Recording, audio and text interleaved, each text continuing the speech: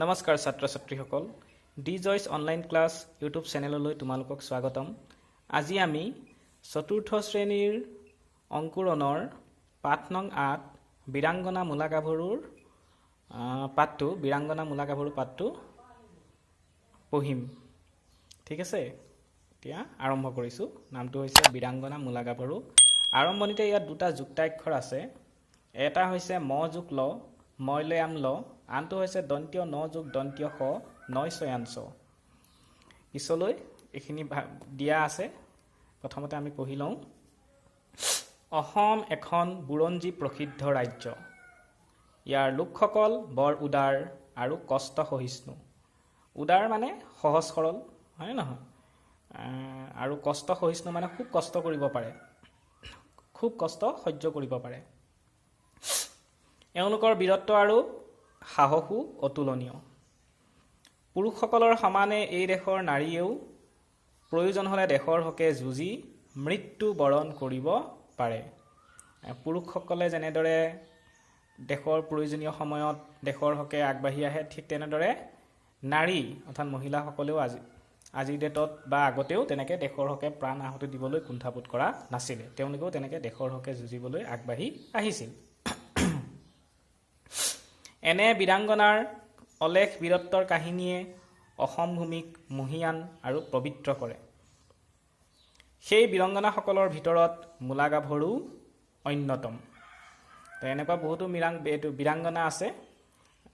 তাৰে ভিতৰত এগৰাকী বীৰাংগনাৰ বিষয়ে আমি আলোচনা কৰিম। সেইগৰাকীৰ নাম হৈছে মূলা গাভৰু। এসময়ত আমাৰ ৰাজ্যখনত আহোমসকলে ৰাজত্ব কৰিছিল। আহোমসকলৰ ৰাজত্বকালত পশ্চিমৰ মুছলমানসকলে কেইবাবাৰো অসম ৰাজ্য আক্ৰমণ কৰিছিল। আহোম ৰজা স্বৰ্গদেউ চুহুংমুং বা স্বৰ্গনাৰায়ণৰ ৰাজত্বকালতো মুছলমানসকলে অসম আক্ৰমণ কৰিছিল। এই যে স্বৰ্গদেউ চুহুংমুং, তেওঁৰ আন এটা নাম স্বৰ্গনাৰায়ণ, তেওঁৰ দিনতো মুছলমানসকলে অসম আক্ৰমণ কৰিছিল। তুৰ্বক আছিল মুছলমানসকলৰ প্ৰধান সেনাপতি। মুছলমানসকলৰ প্ৰধান সেনাপতিজনৰ নাম আছিলে তুৰ্বক।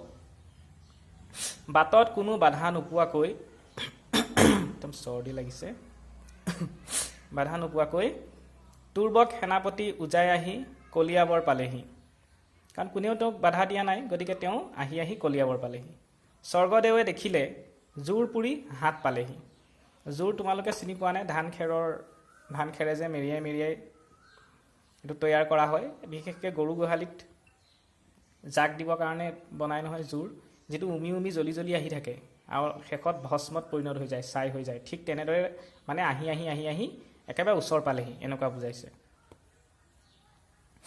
কলিয়াবৰতে তুৰ্বকৰ সৈতে আহোম সেনাৰ থৈয়া নথৈয়া ৰণ লাগিল। থৈয়া নথৈয়া মানে কি পূৰা যুদ্ধ হ'ল আৰু, মানে ইটো দলে সিটো দলক আক্ৰমণ কৰিলে, এনেকুৱা আৰু। এই ৰণক কলিয়াবৰৰ ৰণ বা কপিলী গংগা ৰণ বুলিও বুৰঞ্জীত জনা যায়। আৰু সেই কলিয়াবৰত যিখন যুদ্ধ লাগিছিল, সেই যুদ্ধখনক কলিয়াবৰৰ ৰণ বুলিও কয় বা কপিলী গংগা ৰণ বুলিও বুৰঞ্জীত উল্লেখ আছে। ইতিমধ্যে মন্ত্ৰী বুঢ়াগোহাঁই প্ৰমুখ্যে 8জন আহোমৰ প্ৰধান যোদ্ধা ৰণত পৰিল।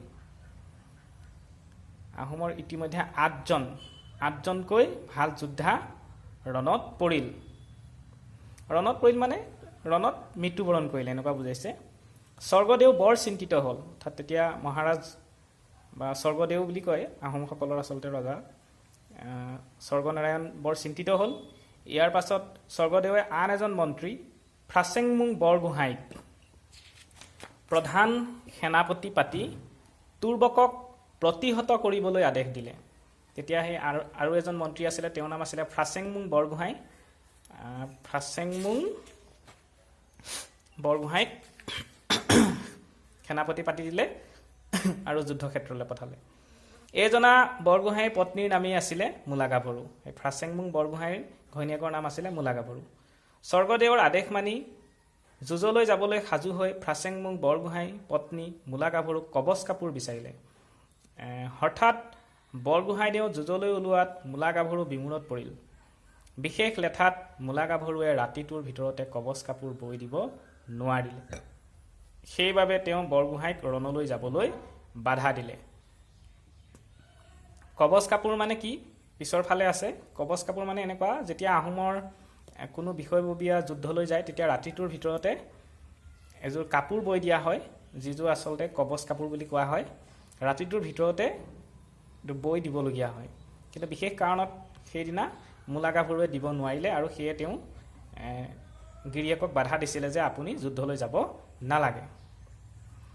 বৰগোহাঁয়ে ক'লে, মই আৰু পলম কৰিব নোৱাৰোঁ। ৰণলৈ সকলো আহিলা পাতি ইতিমধ্যে সাজু হৈছে। কবচ কাপোৰ নোহোৱাকৈ মই তুৰ্বকক ঘটুৱাব পাৰিম। ঘটুৱাব মানে একদম মাৰিব পাৰিম বা কাটিব পাৰিম এনেকুৱা আৰু। এইদৰে মূলা গাভৰুক বুজনি দি তেওঁ ৰণলৈ যাত্ৰা কৰিলে। দুই পক্ষৰ মাজত পুনৰ থৈয়া নথৈয়া ৰণ হ'ল, আকৌ যুদ্ধ হ'ল। তুৰ্বকৰ লগত প্ৰাণ তাকি যুঁজিও বৰগোহাঁই জিকিব নোৱাৰিলে। অৱশেষত তেওঁ মৃত্যুক আঁকোৱালি ল'লে, তেওঁৰ মৃত্যুবৰণ কৰিলে। বৰগোহাঁইৰ মৃত্যুৰ বাতৰি গড়গাঁও পালেগৈ। মূলা গাভৰুৰ শোকত ভাগি পৰিল। তেওঁ ভাবিলে, ৰাতিটোৰ ভিতৰতে কবচ কাপোৰ বৈ দিব নোৱাৰাৰ বাবেহে মোৰ বঙহৰ দেউৰ এনে দশা হ'ল। ইয়াতে বঙহৰ দেউৰ মানে আহোমৰ যিবিলাক মহিলা মানুহ তেওঁলোকৰ প্ৰতীক কি বুলি কোৱা হয়, বঙহৰ দেউৰ বুলি কোৱা হয়। অৰ্থাৎ গিৰিয়েককে ইয়াক বঙহৰ দেউৰ বুলি কৈছিল। স্বামীৰ মৃত্যুত বিচলিত নহয় প্ৰতিহন্তা শত্ৰুৰ বিৰুদ্ধে যুঁজ দিবলৈ তেওঁ দৃঢ় প্ৰতিজ্ঞ হ'ল।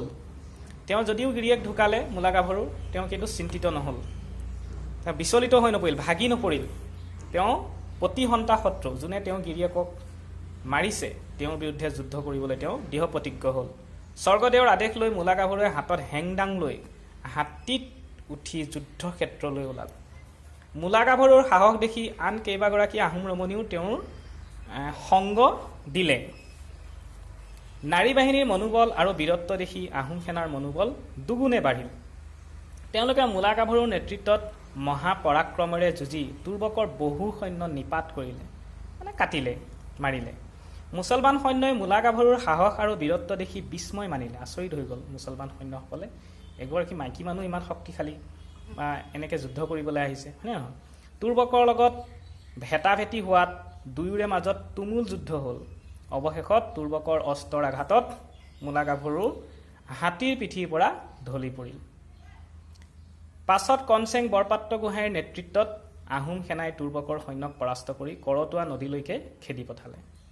সেই যুদ্ধত মূলা গাভৰু মৃত্যুক সাৱটি ল'বলগীয়া হৈছিলে আৰু পিছত মুছলমানসকলক খেদি পঠিওৱা সেনাপতিজন আছিলে কনচেং বৰপাত্ৰ গোহাঁই।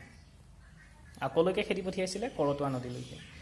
মূলা গাভৰুৰ মৃত্যু হ'ল সঁচা, কিন্তু তেওঁৰ আদৰ্শ চিৰস্মৰণীয় হৈ ৰৈ গ'ল।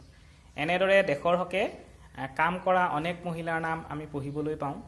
সেইসকলৰ ভিতৰত ঝান্সীৰ ৰাণী লক্ষ্মীবাই। টিভিত এখন সুন্দৰ চিৰিয়েল আগতে দি আছিলে, আজিকালি দিয়ে নে নাই নাজানো, আমি চাইছিলোঁ, তোমালোকেও পাৰিলে চাবা। চুলতানা, ৰেজিয়া আদি উল্লেখযোগ্য। আৰু এই পাঠটো ক'ৰ পৰা লোৱা হৈছে তলত দিছে আমাক, আহোমৰ দিনৰ বুৰঞ্জী আৰু সাহিত্যাচাৰ্য অতুল চন্দ্ৰ হাজৰিকাৰ শিশু সাহিত্য সম্ভাৰত থকা মূলা গাভৰু কাহিনীটোৰ আধাৰত যুগুতোৱা হৈছে। লগতে আমি কেইটামান ইয়াতে শব্দৰ অৰ্থ দিয়া আছে, অৰ্থাৎ জানো আহা দিয়া আছে, সেইকেইটা আমি পঢ়ি দিওঁ। এইটো জানিবলগীয়া, লগে লগে পঢ়ি দিয়াটো ভাল হ'ব। কবচ কাপোৰ, এই মই কৈছিলোঁ কবচ কাপোৰ এনেকুৱা, ৰাতিটোৰ ভিতৰতে কপাহ নেউঠি, কপাহৰ পৰা সূতা তৈয়াৰ কৰা তোমালোকে দেখিছানে নাই নাজানো, আগতে গাঁৱৰ মানুহবিলাকে কিন্তু কৰিছিলে। পাজি কাটি, এইবিলাক বিশেষকৈ গাঁৱলীয়া মানুহেহে বুজি পায় যে কেনেকৈ কপাহৰ পৰা সূতা তৈয়াৰ কৰা হয়। এই প্ৰচেছটো তোমালোকে দেখিব লাগিব, নেদেখিলে তোমালোকে ঘৰত যদি আইতা আছে আইতাই জানিব, আইতাক সুধি ল'বা। সূতা কাটি ৰাতি নৌ পুৱাওঁতেই বৈ কাটি উলিওৱা কাপোৰক কবচ কাপোৰ বোলে। অৰ্থাৎ ৰাতিটোৰ ভিতৰতে সূতা কাটিব লাগিব, সকলোখিনি কাম ৰাতিটোৰ ভিতৰতে কৰি কাপোৰ বৈ উলিয়াব লাগিব, তেতিয়াহে সেইযোৰ কবচ কাপোৰ হ'ব। এনেধৰণে প্ৰস্তুত কৰা কাপোৰ পিন্ধি যুঁজলৈ গ'লে সেই যুদ্ধত জয়লাভ কৰে বুলি আহোমসকলৰ বিশ্বাস আছিল। আৰু তেনেকুৱা যদি কাপোৰ পিন্ধি যায় তেতিয়া হেনো যুদ্ধত জয়লাভ কৰিবই। তাৰপিছত স্বৰ্গদেউ, স্বৰ্গদেউ মই কৈছোঁৱেই আহোমৰ ৰজাসকলক সম্বোধন কৰি মতা এটা শব্দ, স্বৰ্গদেউ বুলিয়ে কোৱা হয়। তাৰপিছত আছে বীৰাংগনা। বীৰাংগনা মানে যুঁজাৰু তিৰোতা, সাহসী তিৰোতা, যোনে যুদ্ধ কৰিবলৈ ভয় নকৰে। বঙহৰ দেউ মই কৈছিলোঁ, ওপৰৰ শ্ৰেণীৰ আহোম ভাৰ্যাই স্বামীক সম্বোধন কৰি মতা নাম। অৰ্থাৎ যদি অলপ বিষয় বাবদ থাকে, কোনোবা এজন লোক, তেতিয়া তেওঁ কি কৰিব, ঘৈণীয়েকে গিৰিয়েকক বঙহৰ বুলি মাতিব। স্বদেশ প্ৰেম মানে হৈছে নিজৰ দেশৰ প্ৰতি যিটো ভাল পোৱা, সেইটোৱে হৈছে স্বদেশ প্ৰেম। ইমানতে আমাৰ পাঠটো শেষ হৈছে। ইয়াৰ পিছত আমি বাকী থকা এইখিনি প্ৰশ্ন উত্তৰ আলোচনা কৰিম। যিমানখিনি আছে আমি প্ৰশ্ন উত্তৰবিলাক আলোচনা কৰিম। এতিয়া আজিলৈ ইমানেই। ঠিক আছে।